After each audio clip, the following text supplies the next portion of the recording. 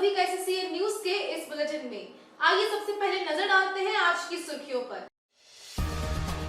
अपने शरीर में आग लगाने वाली छात्रा की मौत के बाद मुखी समाज आक्रोशित। मृत ऋतुमुखी के अंतिम संस्कार में उमड़ी भीड़। आत्महत्या के लिए उत्प्रेरित करने वाली शिक्षिका की गिरफ्तारी से मुखी समाज ने ली राहत। ऋतुमुखी को न्याय मिले सब कर रहे थे मांग। प्रशासनिक कार्रवाई से लोगों में संतोष। संस्मरण दिवस पर पुलिस अधिकारियों ने दी शहीदों को श्रद्धांजलि। गोलमुरी पुलिस लाइन में श्रद्धांजलि सभा का हुआ आयोजन। सिटी एसपी समेत कई पुलिस अधिकारी पहुंचे श्रद्धांजलि सभा में। 21 अक्टूबर 1959 से मनाया जाता है संस्मरण दिवस। सीआरपीएफ के डीएसपी व उनके 20 अन्य सहयोगी लद्दाख में चीनी सेना से लड़ते हुए थे शहीद। इस दिन को उन्हें श्रद्धांजलि देते हुए करते हैं नमन। चांडिल में अवैध बालू खनन के खिलाफ पुलिस ने की कार्रवाई। बालू लदा 2 हाईवा जब्त किया गया। बालू के इस अवैध कारोबार में सफेद पोशों की संलिप्तता का संदेह।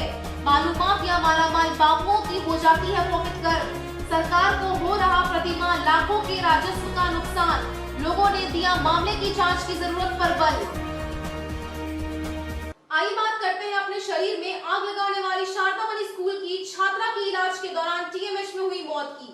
अपने शरीर में आग लगाकर जलने से जख्मी हुई छात्रा ऋतुमुखी की इलाज के दौरान टीएमएच में मौत हो गई है।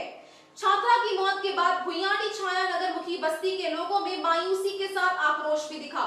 लोग जिला प्रशासन व स्कूल प्रबंधन के खिलाफ नारेबाजी कर रहते हुए न्याय की मांग कर रहे थे। साक्षी स्थित Sharda Mani girls high school की कक्षा 9वीं की छात्रा ऋतुमुखी अपने स्कूल में परीक्षा दे रही थी। परीक्षा में गार्डिंग कर रही शिक्षिका को संदेह हुआ कि वे चीट कर रही है। शिक्षिका उसे कॉमन रूम में ले गई और उसके कपड़े खुलवा कर उसकी तलाशी ली। इस बात से आहत छात्रा अपने घर पहुंची और अपने शरीर पर केरोसिन तेल उड़ेल कर आग लगा ली। गंभीर रूप से जली ऋतुमुखी को पहले एनजीएम और बाद में टीएमएच में भर्ती किया गया, जहां इलाज के दौरान उसकी मौत हो गई।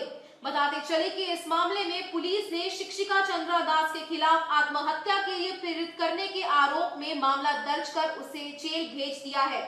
वहीं इस मामले में स्कूल की प्राचार्य को भी सस्पेंड कर दिया गया है। ऋतुमुखी जी का अंतिम संस्कार हो रहा है बर्निंग घाट मानगो में, और ये बहुत ही दुखद घटना था। सबसे पहले तो मैं केंद्रीय मुखी समाज मूलवासी की ओर से, पूरे झारखंड प्रदेश की ओर से मैं उनको श्रद्धांजलि अर्पित करता हूँ।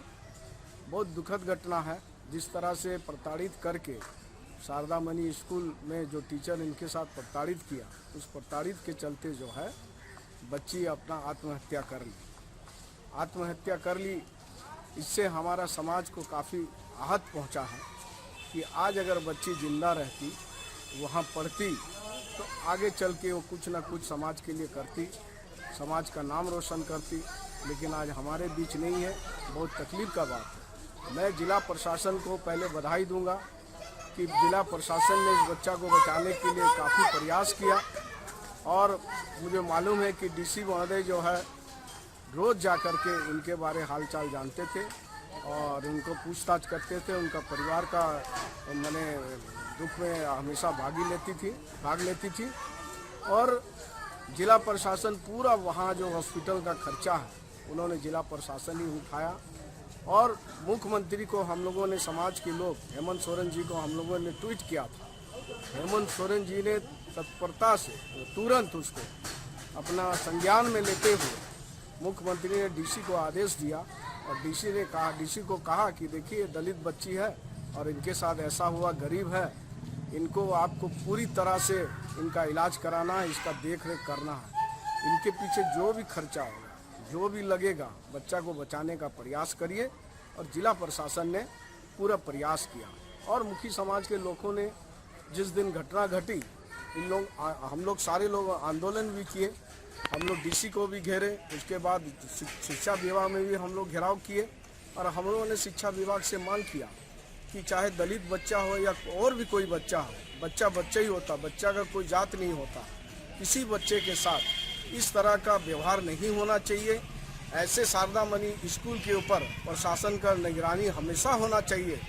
आज अखबार में निकला है कि कहीं आपस में जो है छात्र लड़ाई कर रहा है, और एक बच्चा था कोई श्रीवास्तव नाम का, जिसका फीस के चलते उनको जो है स्कूल से निष्कासित कर दिया गया है। ऐसा नहीं होना चाहिए। अगर गरीब बच्चा नहीं पढ़ रहा है, उनके पास फीस नहीं है, तो शिक्षा विभाग को उसका दायित्व लेना चाहिए। आइए बात करते हैं 21 अक्टूबर को मनाए जाने वाले पुलिस संस्मरण दिवस की। आज पुलिस संस्मरण दिवस है। आज ही के दिन लेह लद्दाख के हॉट स्प्रिंग में केंद्रीय रिजर्व पुलिस बल के उपाधीक्षक करम सिंह ने अपने 20 बहादुर जाबाज साथियों के साथ चीनी सेना से लोहा लिया था और अपने देश की सीमा की रक्षा करते हुए वीर गति को प्राप्त हो गए थे। याद रहे कि 21 अक्टूबर 1959 को चीन ने लेह लद्दाख में अचानक एक बड़ी सेना के साथ हमला बोल दिया था। डीएसपी सीआरपीएफ करम सिंह ने अपने 20 जवानों के साथ उनका डटकर मुकाबला किया और कई चीनी जवानों को मौत के घाट उतारने के बाद अपने साथियों के साथ वीर गति को प्राप्त हुए।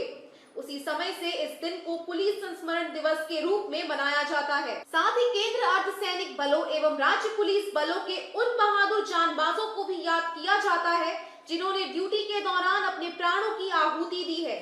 जमशेदपुर के गोलमुरी स्थित पुलिस लाइन में भी पुलिस संस्मरण दिवस के मौके पर लद्दाख के शहीद सीआरपीएफ जवान एवं राज्य व जिले के बहादुर जानबाज शहीद जवानों की स्मृति में उन्हें याद करते हुए संस्मरण दिवस मनाया गया। मौके पर जमशेदपुर के तमाम पुलिस पदाधिकारी, सीआरपीएफ के अधिकारी, पूर्व सैनिक एवं गणमान्य लोग मौजूद रहे।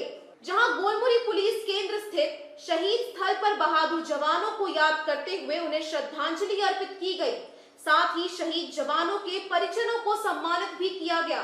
सिटी एसपी के विजय शंकर ने संस्मरण दिवस के मौके पर जो कहा, आइए उसे सुनते हैं। 21 अक्टूबर 1959 में सीआरपीएफ का एक दल निकला था जिसका चाइना के फोर्स के द्वारा हमला किया गया और 10 लोग सीआरपीएफ के शहीद हुए। तो इसी याददाश्त में हर साल 21 अक्टूबर को शहीद दिवस मनाया जाता है पुलिस कमेमोरेशन डे करके।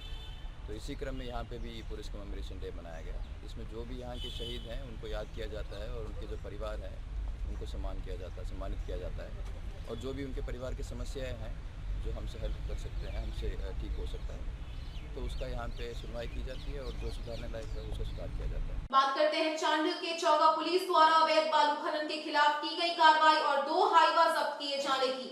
अवैध बालू लोड 2 हाईवा को चौगा पुलिस ने जब्त किया है। कहा तो जाता है कि जिला प्रशासन की मिली भगत से बालू का अवैध खनन किया जाता है। इसमें सफेद पोश लोगों की संलिप्तता का भी अंदेशा है जो उच्च स्तरीय जांच का विषय हो सकता है। सरायकेला खरसावां जिले में धड़ल्ले से बालू का अवैध कारोबार चल रहा है।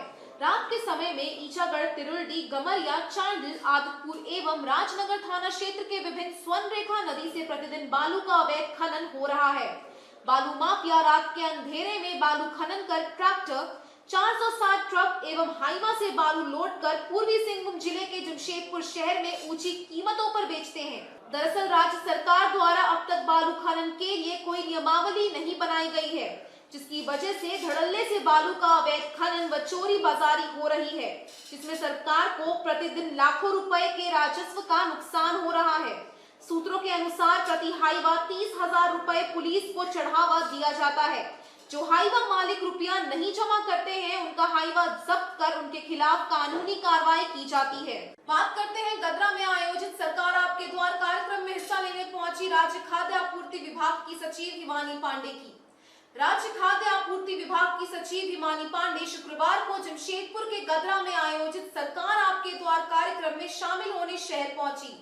उन्होंने सरकार आपके द्वार कार्यक्रम को जन कल्याणकारी बताया और कहा कि ये केवल एक कार्यक्रम नहीं बल्कि एक अभियान है। बताते चले कि जमशेदपुर पहुंचने पर जिले के आला अधिकारियों ने उनका परिसदन में स्वागत किया। बातचीत के क्रम में उन्होंने सरकार आपके द्वार कार्यक्रम को कल्याणकारी बताया। उन्होंने कहा कि ये केवल एक कार्यक्रम नहीं बल्कि एक अभियान है। इस अभियान के माध्यम से तमाम योजनाओं को त्वरित रूप से जनता तक पहुँचाया जा रहा है।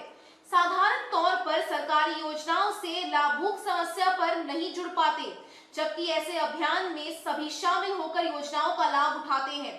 वहीं विगत दिनों पीडीएस दुकानदारों द्वारा समय पर राशन आवंटन नहीं होने पर चलाए जा रहे आंदोलन के सवाल पर उन्होंने कहा कि 2020 के पूर्व से ही ये बैकलॉग चला आ रहा था। इसी के वजह से ये समस्या उत्पन्न हुई थी। विभाग ने जमशेदपुर के डीलरों को राशन खरीदी कर उपलब्ध करवाया है। आने वाले दिनों में ये समस्या खत्म हो जाएगी। मुझे लगता है कि कई बार इस तरह की कैंपेन्स जो होती हैं ये आवश्यक होती हैं, क्योंकि रूटीन में कुछ लोग छूट जाते हैं। तो उनके लिए एक सघन अभियान की ज़रूरत होती है, जो एक नीड होती है, जो ये कार्यक्रम पूरा कर रहा है। और पूर्वी सिंहभूम जिला में आवेदनों की भी स्थिति काफ़ी बेहतर है। मुझे लगता है पूरे राज्य में सबसे ज़्यादा है। और डिस्पोजल प्रतिशत अभी तो सेकेंड फेज़ भी बचा हुआ है, तो उसके बाद ही पता चल पाएगा, पर उसकी भी प्रगति ठीक है। वृद्धा पेंशन में तो कोई टारगेट नहीं है। तो जो लोग उस एलिजिबिलिटी में आते हैं उन सभी लोगों को मिल जाएगी। सो उसमें कोई कठिनाई नहीं होनी चाहिए। हो सकता है थोड़ा विलम्ब होता है, क्योंकि हर ज़िला में मैन पावर की कमी रहती है, तो तुरंत स्वीकृति में प्रॉब्लम्स आती है। कुछ जब स्वीकृत होगा उसके पश्चात आवंटन भी आएगा, परंतु इस तरह का कोई नहीं है कि यदि कोई अप्लाई करते हैं और वो एलिजिबल हैं तो उनको नहीं मिलेगा, ये नहीं होगा। तो ये मैसेज मेरा अनुरोध होगा कि आप लोग भी दें, कि लोग ये ना समझें कि हमारा छूट जाएगा, उनको मिलेगा ज़रूर। हो सकता है कैंप के समाप्ति पर मिलेगा ज़रूर। एक्चुअली क्या हुआ इसमें कि बैकलॉग क्रिएटेड है from 1920, may be even before, because वो लंबी प्रक्रिया है, मैं उतना डिटेल्स में नहीं जाना चाहती हूँ। लेकिन बैकलॉग क्रिएटेड था, पर जमशेदपुर का बैकलॉग काफ़ी हम लोग ने इन लोगों को अतिरिक्त राशन खरीद करके दिया है, जो समाप्त हो गया है। जो विलम्ब का कारण हुआ है वो ये था कि FCI से राशन समय पर प्राप्त नहीं हो रहा था। तो जैसे जमशेदपुर को अपना उठाव करना पड़ रहा था रामगढ़ जा कर के या हज़ारीबाग जा कर के, सो इसमें थोड़ी प्रक्रियात्मक विलम्ब हुई है। FCI ने अश्योर किया है कि उनकी शॉर्टेजेस जल्दी ही खत्म हो जाएंगी। आगे बात करते हैं केरला पब्लिक स्कूल गमरिया में आयोजित किए गए ब्लड डोनेशन कैंप की। केरला पब्लिक स्कूल गमरिया में शुक्रवार को ब्लड डोनेशन कैंप का आयोजन किया गया। Voluntary blood donor association, Jamshedpur blood bank और स्कूल प्रबंधन के संयुक्त सहयोग से आयोजित किए गए इस कैंप में 51 यूनिट रक्त का संग्रह किया गया। इस संबंध में जानकारी देते हुए स्कूल की प्रिंसिपल रश्मि ने बताया कि केरला पब्लिक स्कूल गमरिया में प्रत्येक वर्ष ब्लड डोनेशन कैंप का आयोजन किया जाता था, लेकिन कोरोना काल की वजह से पिछले 2 वर्षों से कैंप आयोजित नहीं किया जा सका। इस बार ब्लड बैंक जमशेदपुर और वॉलंटरी ब्लड डोनर एसोसिएशन के सहयोग से इसका सफलतापूर्वक आयोजन किया गया। स्थानीय लोगों ने इस कैंप में बढ़ चढ़कर हिस्सा लिया। श्रीमती रश्मि ने बताया कि ब्लड डोनेशन का उद्देश्य किसी की जिंदगी बचाने के साथ साथ ब्लड की कमी से किसी की मौत ना हो, इसका ध्यान भी रखना है। कैंप के आयोजन में वॉलंटरी ब्लड डोनर एसोसिएशन के आजीवन सदस्य अंजन भट्टाचार्य और मृणाल रक्षित की महत्वपूर्ण भूमिका रही है। हर साल हम लोग ब्लड डोनेशन प्रोग्राम करते हैं स्कूल में, रक्तदान शिविर।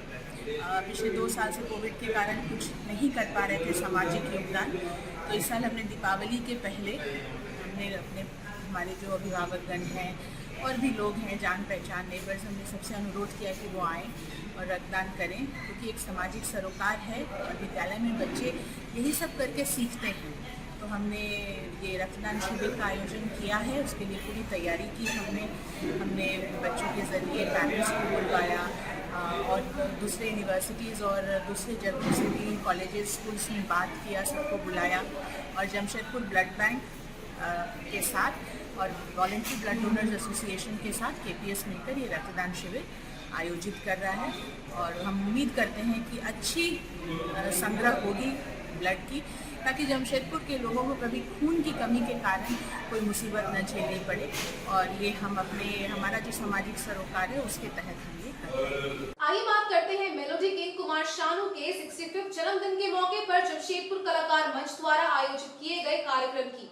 जमशेदपुर के कलाकारों की बॉलीवुड में मेलोडी किंग कुमार शानू के 65वें जन्मदिन के मौके पर उनकी गीतों की महफिल खूब सजी, जहां सोनू दा के एक से बढ़कर एक सदाबहार गाने गाए गए और उनके गीतों पर दर्शक झूमने पर मजबूर हुए। बॉलीवुड के मेलोडी कहे जाने वाले मशहूर playback singer king Kumar Sanu का 65वां जन्मदिन जमशेदपुर के जाने माने जमशेदपुर कलाकार मंच के बैनर तले कलाकारों ने गुरुवार की शाम बड़ी ही धूमधाम से मनाया। इस मौके पर सांची के टैगोर अकादमी स्थित रविंद्र भवन ऑडिटोरियम में एक शाम सोनू दा के नाम कार्यक्रम का आयोजन किया गया। कार्यक्रम में जमशेदपुर और उसके आसपास के क्षेत्रों के कलाकारों ने कुमार शानू के गीतों की जमकर महफिल सजाई। उन्होंने एक से बढ़कर एक कुमार शानू के गाए करीब 30 गाने प्रस्तुत किए, जिनमें कुमार शानू के गाए एकल गीतों के अलावा युगल गीत भी शामिल रहे, जिन्हें सुनकर ऑडिटोरियम में मौजूद दर्शक झूमने पर मजबूर हो गए।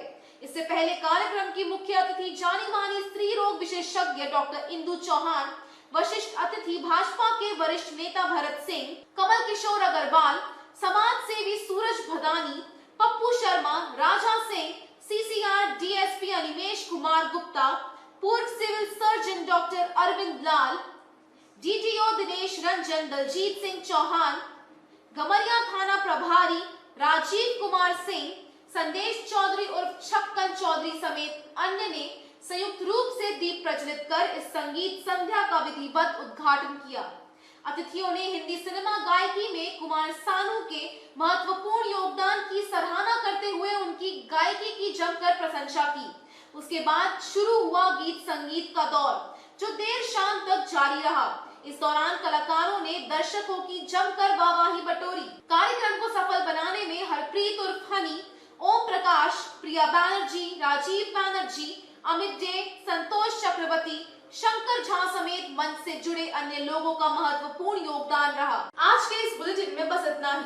हम फिर हाजिर होंगे कुछ और नई खबरों के साथ। तब तक के लिए SCCM न्यूज की पूरी टीम की ओर से मुझे दीजिए इजाजत। नमस्कार।